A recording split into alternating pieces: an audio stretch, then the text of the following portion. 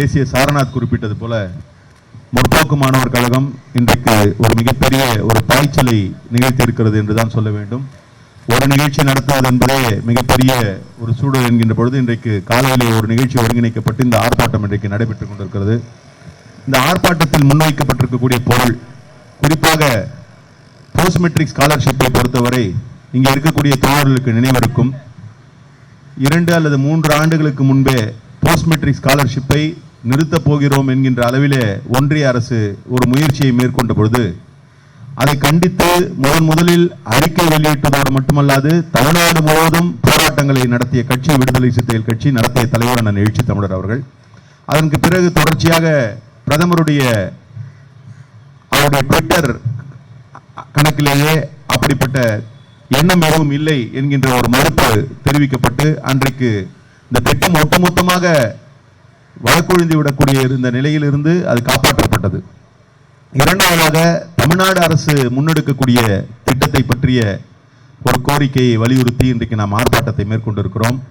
வெளிநாடுகளில் சென்று படிக்கக்கூடிய மாணவர்களுக்கான உதவித்தொகை ஓவர்சீஸ் ஸ்காலர்ஷிப் புரட்சியாளர் அண்ணல் அம்பேத்கர் பெயரிலே அமைந்திருக்கக்கூடிய அந்த திட்டத்திற்கு அரசு சிறப்பாக செயல்படுத்தி நடைமுறைப்படுத்தி வருகிறது என்று சொன்னாலும் கூட அதிலும் கூட குறிப்பாக வருமான வரம்பை எல்லாம் உயர்த்தி இருந்தாலும் கூட அதில் வழங்கப்படுகின்ற தொகை மிக குறைவாக இருக்கிறது, அதில் பலனடையக்கூடிய மாணவருடைய எண்ணிக்கை மிக குறைவாக இருக்கிறது என்கின்ற அளவிலே அதை விண்ணப்பிக்கக்கூடிய மாணவர்கள் அனைவருக்கும் வழங்க வேண்டும் என்கின்ற கோரிக்கையை வலியுறுத்தி இந்த ஆர்ப்பாட்டம் நடைபெற்றுக் கொண்டிருக்கிறது.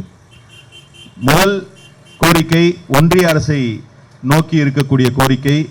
அந்த கோரிக்கைக்கு கூட இன்றைக்கு முற்போக்கு மாணவர் கழகம் ஆர்ப்பாட்டத்தை முன்னெடுத்திருக்கிறது என்று சொன்னாலும் கூட இது தொடர்பான தொடர் நடவடிக்கைகளில் நம்முடைய மகத்தான தலைவரான எழுச்சி தமிழர் அவர்கள் ஈடுபட்டு இருக்கிறார், தொடர்ந்து இதை வலியுறுத்தி வருகிறார் என்பதை நாம் பல்வேறு செய்திகள் வாயிலாக அறிந்திருக்கலாம்.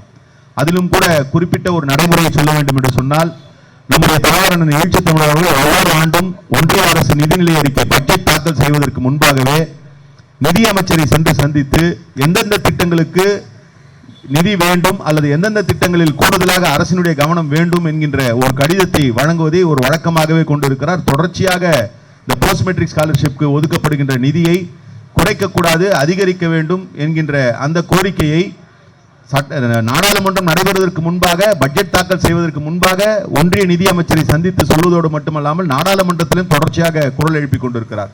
அதிலும் இந்த போஸ்ட் மெட்ரிக் ஸ்காலர்ஷிப் என்பது ஏதோ இந்தியா விடுதலை அடைந்து அல்லது இந்திய அரசு ஏதோ ஒரு அரசு நடைமுறைப்படுத்திய ஒரு திட்டம் அல்லது.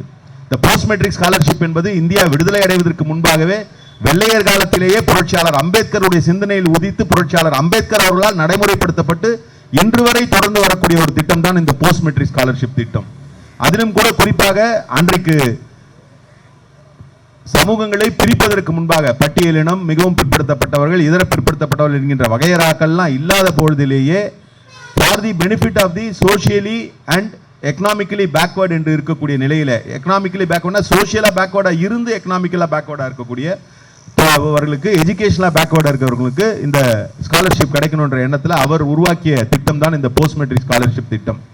இதனை இன்றைக்கு சரியான நேரத்தில் எதையும் செய்யக்கூடிய ஒரு இயக்கம் விடுதலை சிறுத்தைகள் கட்சி என்கின்ற நிலையில அதை வலியுறுத்தி இன்றைக்கு இந்த ஆர்ப்பாட்டம் நடைபெற்றிருக்கிறது. தமிழ் அரசினுடைய திட்டத்தை பொறுத்தவரை இன்றைக்கு கடந்த ஆண்டு 8.4 கோடி மட்டுமே அதற்கு ஒதுக்கப்பட்டிருந்தது. 8.4 கோடினா அதில் 8 லட்சம் ரூபாய் வருமானம் இருக்கக்கூடிய மாணவர்களுக்கு 34 லட்சம் என்று நினைக்கிறேன் 34 லட்சம் ரூபாய் உதவித்தொகையாக வழங்கப்படுகிறது. 8லிருந்து 12 24 லட்சம் ரூபாய் என்று நினைக்கிறேன். அது 1 லட்சம் 2 லட்சம் முன்ன பின்ன இருக்கலாம். அப்போ இது மொத்தமாகவே பார்த்தா 8.4 கோடி ரூபாய் ஒதுக்கி இருக்காங்கன்னு சொன்னால் ஒரு அதிகபட்சமாக ஒரு 30 மாணவர்கள் தான் அதில் பலனடைய முடிகிறது. இப்போ இந்த ஆண்டு அது 13 கோடியாக அது ஒதுக்கீடு செய்யப்பட்டிருக்கிறது. இது ஒரு ஒதுக்கீடு என்கின்ற அளவிலே இல்லாமல் விண்ணப்பிக்கின்ற மாணவர்கள் அனைவருக்குமே இது வழங்கப்பட வேண்டும் என்பதுதான் பரந்தப்பட்ட கோரிக்கையாக இருக்கிறது.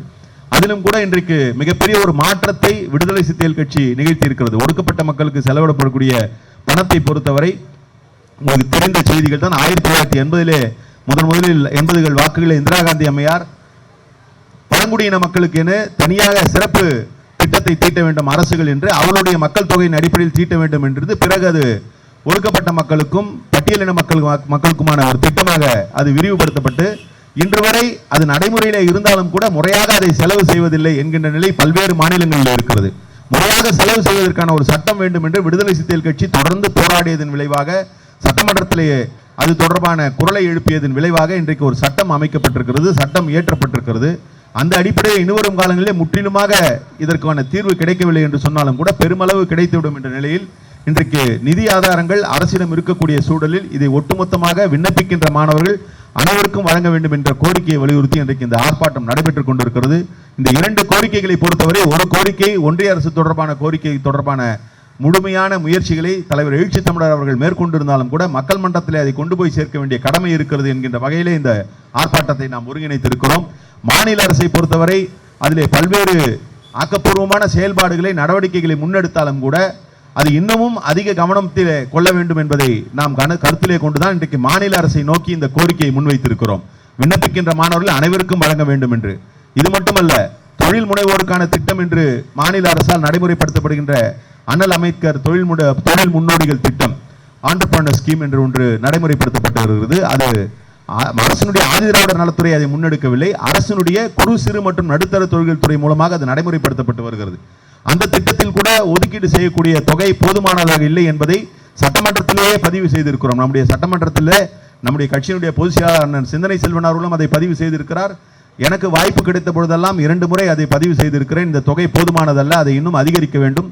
எப்படி இதிலே விண்ணப்பிக்கின்ற மாணவர்களுக்கு நாம் முழுமையாக உதவித்தொகை வழங்க வேண்டும் என்று சொல்கிறோமோ அதிலும் விண்ணப்பிப்பவர்களுக்கு அனைவரும் வழங்க வேண்டும் என்ற கோரிக்கையை முன்வைத்திருக்கிறோம். ஒன்றை மட்டும் உறுதியாக சொல்லிக் கொள்ளலாம், விடுதலை சிறுத்தைகள் கட்சியினுடைய குரல் மக்கள் மன்றத்திலே ஒலித்து இன்றைக்கு சட்டமன்றத்திலே ஒலிக்க ஆரம்பித்த பிறகுதான் பல்வேறு உரிமைகள் இன்றைக்கு வென்றெடுக்கப்பட்டிருக்கிறது. ஆனால் அதிலே ஒரு சிறிய தேக்க நிலை என்னவென்று பார்த்தால், நாம் வென்றெடுத்த உரிமைகளை நம்முடைய தோழர்களே எவ்வளவு பேர் அதை புரிந்து கொண்டிருக்கிறார்கள், எவ்வளவு பேர் அதை மக்களிடையே கொண்டு போய் சேர்க்கிறார்கள் என்கின்ற ஒரு கேள்வி எல்லாம் இருக்கிறது. அதிலும் குறிப்பாக நான் சொன்னது போல SC/ST ஸ்பெஷல் காம்பனன்ட் பிளான் என்று சொல்லக்கூடிய சிறப்பு உட்கூறு நிதிக்கான சட்டத்தை நாம் கொண்டு வந்திருக்கிறோம் என்பதும், இன்றைக்கு இது போன்ற திட்டங்களிலே அதற்கான அந்த வருமான வரம்பு உயர்த்தப்பட்டதற்கும் காரணம் விடுதலை சிறுத்தைகள் கட்சியுடைய குரல் தான் என்பதும், பல்வேறு திட்டங்கள் இன்றைக்கு அம்பேத்கர் தொழில் முன்னோடிகள் திட்டம் அறிமுகப்படுத்தப்பட்டது.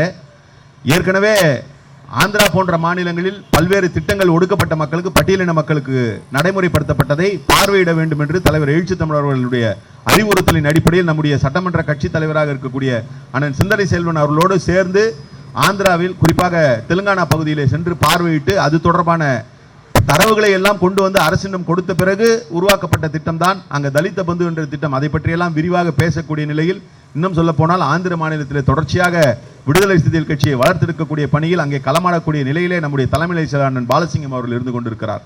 அவர் மூலமாகத்தான் அந்த திட்டமே நமக்கு அறிய வந்தது.